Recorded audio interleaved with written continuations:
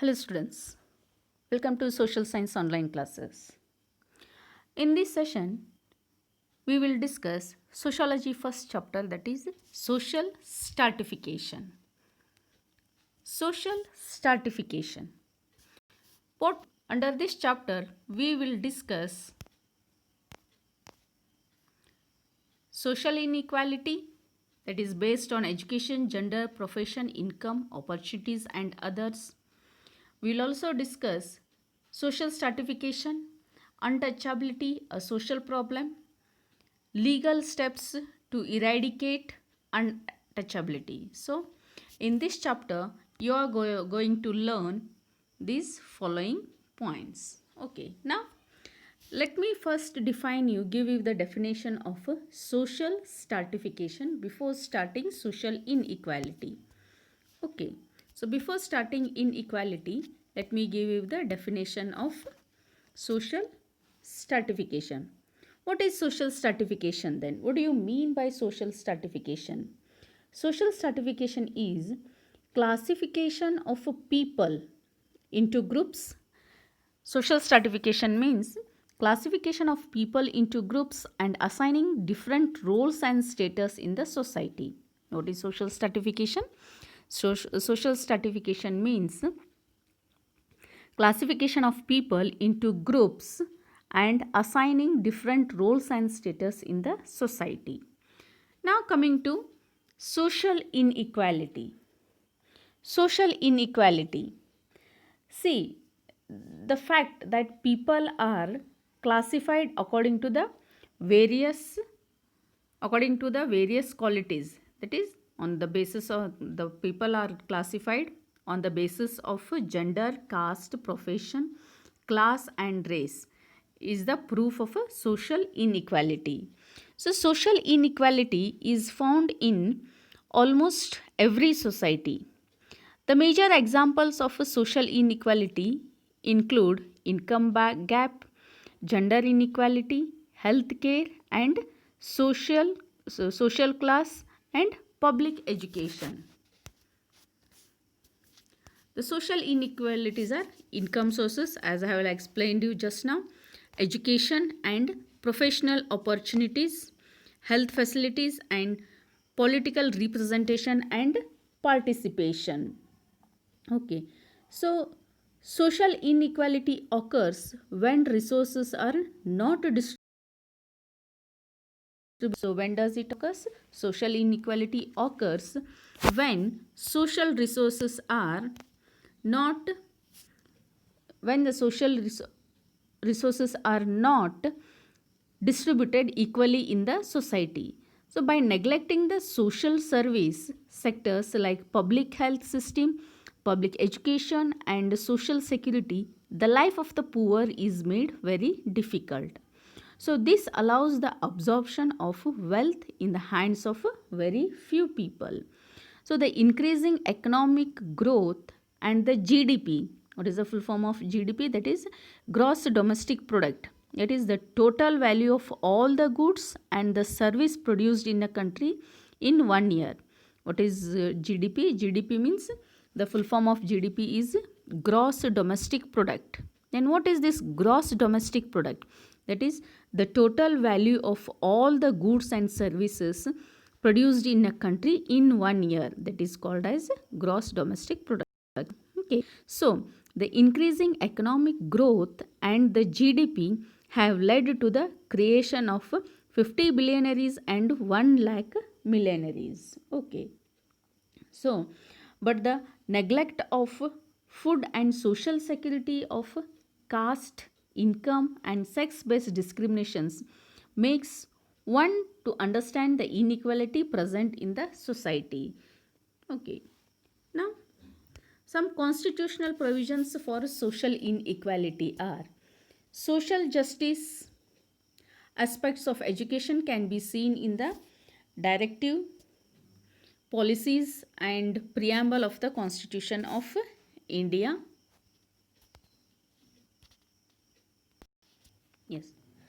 Now the second inequality is education and inequality. Okay. Education and inequality. By we mean a system under which all the sections of the society are not given equal opportunity to get education in India. Okay, what do you mean by education and inequality? By educational inequality, we mean a system under which all the sections of the society are not given equal opportunity to get education in India. In India, changes in political, economic, and social life are the results of educational inequality. The education is a special structure that brings in equal opportunities, openings, and social justice in human life. This means that the government should provide equal opportunities to all the children. Okay, so the social justice aspect of education can be seen in some can be seen in the directive principles and the preamble of the constitution of. So the constitutional provisions for social equality are: the social justice aspect of education can be seen in the directive principles, directive policies and the preamble of the constitution of India. Under article 39, it is said that providing social justice, providing social justice and people welfare is the duty of the state government. Okay, so the government should provide equal opportunities to all the children. Article 39 says that providing social justice and people welfare is the duty of the state government. But after 86th amendment, article 21, after 86th amendment, article 21A says 21A says free and compulsory education should be given to all children between 6 and 14 years. Article 45 says all the children under 14 years should be given free and compulsory education. Article 19 says that right to speak and right to express one's own opinion is the fundamental right. And Article 29 provides the protection of cultural rights and minorities. Article 30 provides for the establishment of minority educational institutions. Article 46 clearly states that it is the duty of the government to support the education interest of SCs and STs, that is scheduled caste and scheduled tribe society. The Supreme Court of India, in its judgments in the case of Unni Krishnan versus Andhra Pradesh, clearly said that under Article 20, all the children between 6 years to 14 years of age should get free and compulsory education. That we'll have a look over in detail. Okay.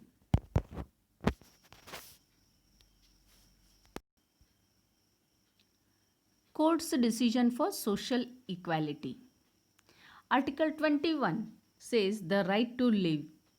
By declaring school education as the basic right, the Supreme Court redefined the efforts to provide school education. Article 21A, the Supreme Court of India, in its judgment in case of Unni Krishnan versus Andhra Pradesh, clearly said that under Article 21A, getting free and compulsory education by all children between the age of 6 and 14 years is the fundamental right of the children. All the citizens of the country have the basic right for education. Okay, basic right for education, and it is a part of the right to live. The next is gender inequality. Now let's see how gender inequality, which is one of the various social inequalities, get formed. In reality, our social perspectives are interdependent. What they are? They are interdependent. It means one person's thoughts are influenced by others' thought. So the thoughts of one person are influenced by the thoughts of the other persons. Such changes on individuals are maybe due to the thoughts of a family members or from the neighbors. So the person might be get influenced by the thoughts of his family members, or sometimes he might get influenced by the thoughts of his neighbors also. Hence, the motivational issues supporting education of a boy or a girl has more in a social sphere of a human life. There is more gender based inequality in access to school education, food, and health facilities. So, gender inequality, there is a more gender based inequality in the field of providing school education, food, and health facilities also. According to National Family Health Survey, according to National Family Health, according to 2015-16 National Family Health Survey, NFHS, that is a rural National Family Health Survey. The short form is NFHS 4. So, rural women of Karnataka have a body mass index, it is BMI, of 24.3, whereas urban women have a body mass index of 16.2. Whereas 16.2, this means the women have lesser BMI, that is 16.2 is underweight and 24.3 is overweight. So 60.9% of the children between 6 and 56 months 6 and 56 months have severe anemia, that is deficiency of blood. So the children between 6 to 56 months have severe anemia, and 45.2% of the pregnant women suffer from this anemia.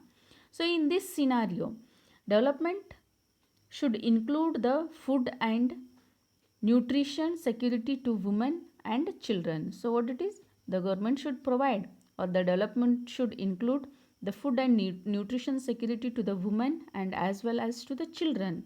So through this, one should try to overcome the gender based discrimination. Through this, by providing the food and nutritious security as well as providing education to the woman, education to the girl child, this kind one should we can overcome the gender based discrimination in our society. Okay, now the features of social stratification. See, the first is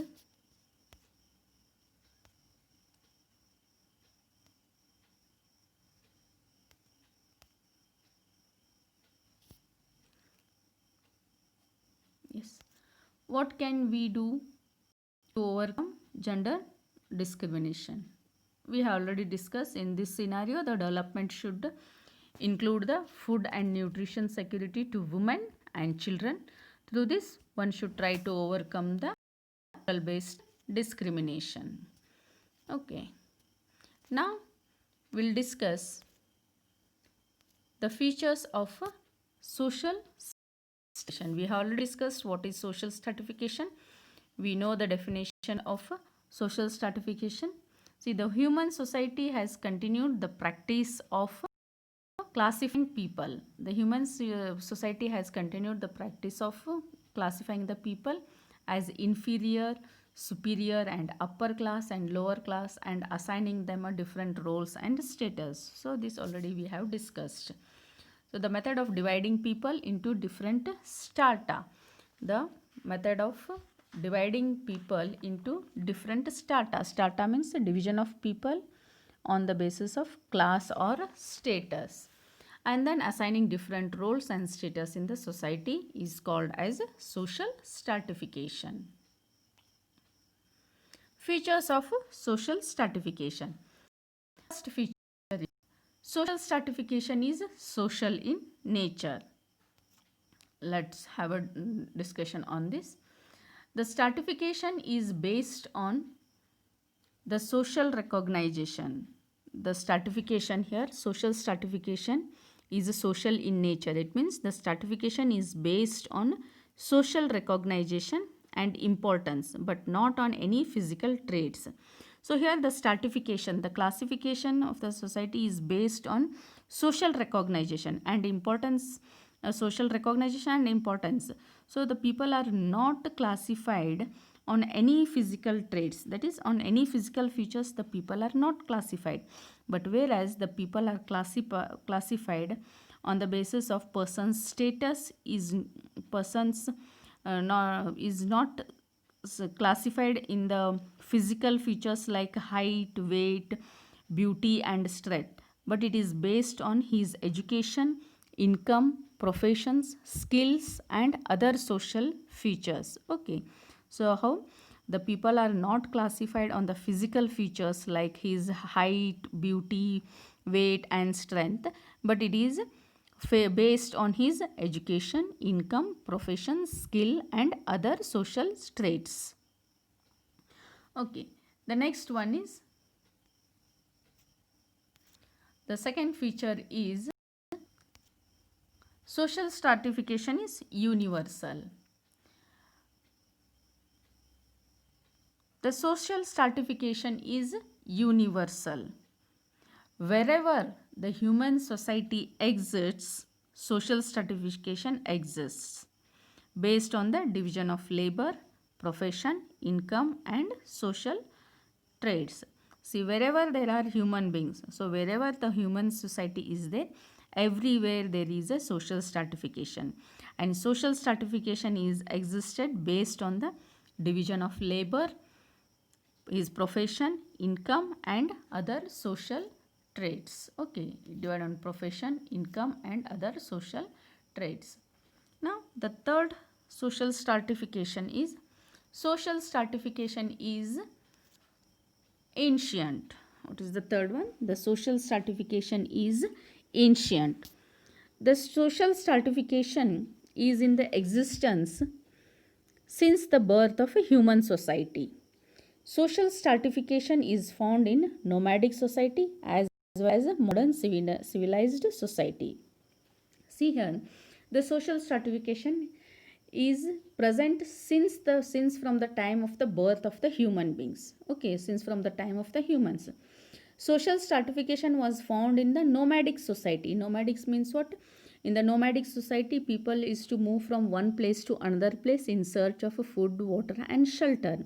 So they were shifting from one place to another place, or they used to move from one place to another place. It was present during that time also, and now in the modern civilized society also the stratification is present. So it exists in social stratification. Social stratification is ancient. It means it was existing in the nomadic society also, and now presently also it is existing. Okay, so the next